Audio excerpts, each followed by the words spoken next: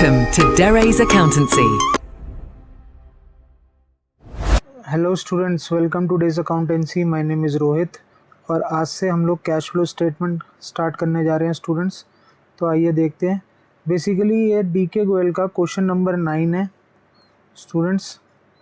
सबसे पहले cash flow start करने से पहले मैं आपको बताना चाहूँगा कि आपको कैश फ्लो स्टार्ट करना है अगर आपको कैश फ्लो सीखना है तो सबसे पहले आपको ये फॉर्मेट लर्न होना चाहिए।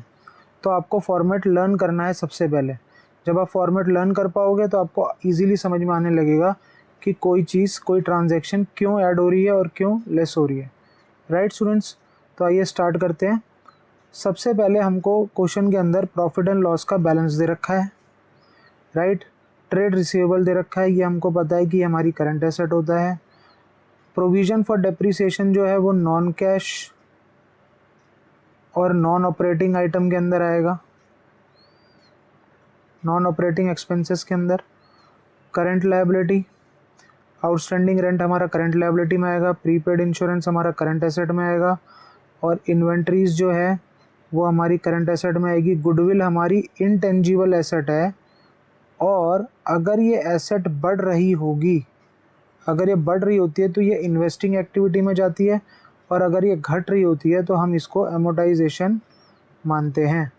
राइट, तो आइए स्टार्ट करते हैं क्वेश्चन को। सबसे पहले हमने क्या करा, net profit for of the current year, difference between closing balance and opening balance, यानी कि 3 लाख में से मैंने 2 लाख को माइनस करा, यानी क्लोजिंग माइनस ओपनिंग मेरा कितना आया, 1 लाख। ट्रांसफ़र टू रिज़र्व की क्या हमको कोई एंट्री दे रखी है? नहीं दे रखी है। प्रपोज डिविडेंड के बारे में कोई इन्फॉर्मेशन नहीं दे रखी है। इंटरिम डिविडेंड के बारे में हमको कोई इन्फॉर्मेशन नहीं दे रखी है। Provision for tax, income tax made के बारे में कोई इन्फॉर्मेशन नहीं दे रखी है। एक्स्ट्राऑर्डिनरी आइटम डेबिटेड के बारे में कोई इन्फॉर्मेशन नहीं है। क्रेडिटेड के बारे में कोई इन्फॉर्मेशन नहीं है। राइट, तो हमारा net profit before tax and extraordinary item जो है वो हमारा 1 लाख आ गया है। राइट स्टूडेंट्स, अब आते हैं हम लोग नेक्स्ट पर। डेप्रिसिएशन से रिलेटेड हमको कोई इन्फॉर्मेशन गिवन नहीं है।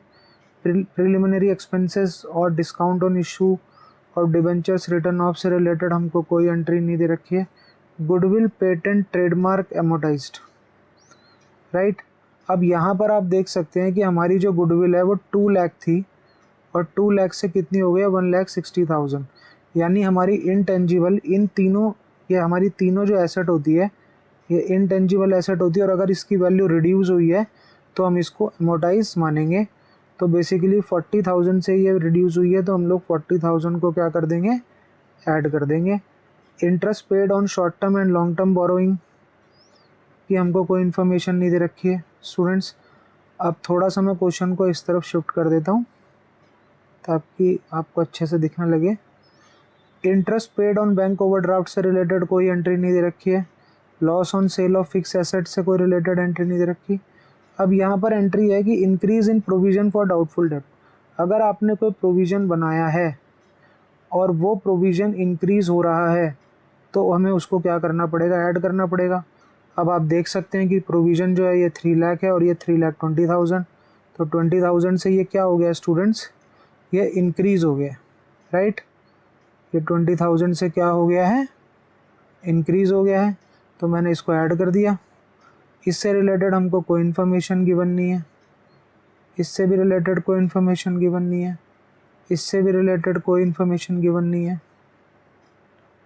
राइट, तो हमारा जो टोटल है वो कितना आया है, 1,40,000 और 20,000।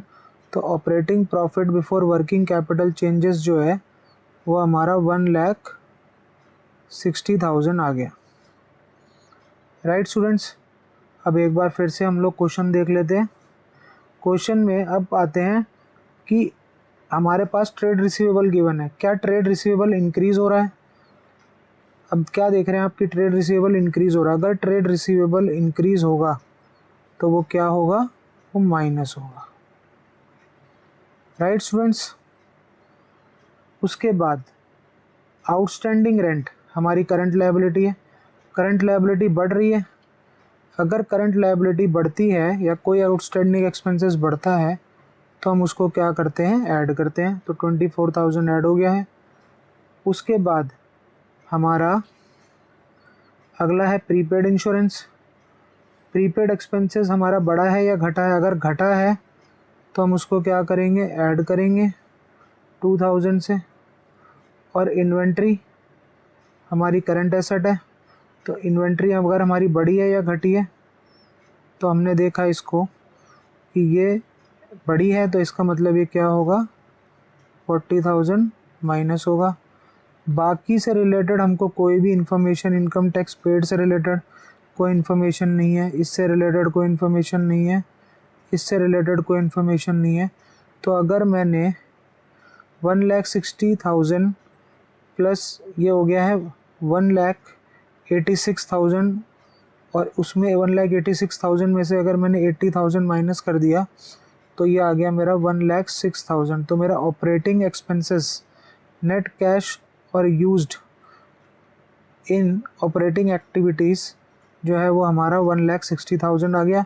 क्योंकि ये बैलेंस पॉजिटिव है तो इसी वजह से हम इसको cash flow from operating activities कहेंगे।